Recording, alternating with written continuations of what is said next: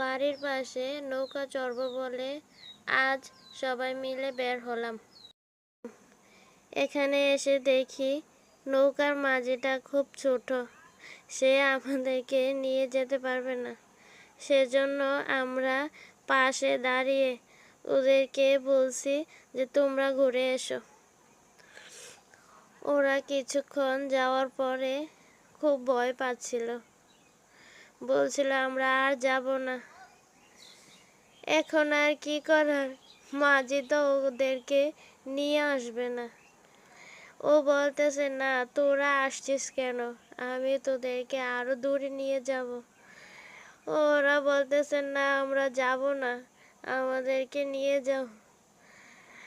আমরা সাইড থেকে ওদের দুষ্টুমিগুলো দেখছি, কিন্তু কিছুই করা ছিল না, এখানে অনেক পানি।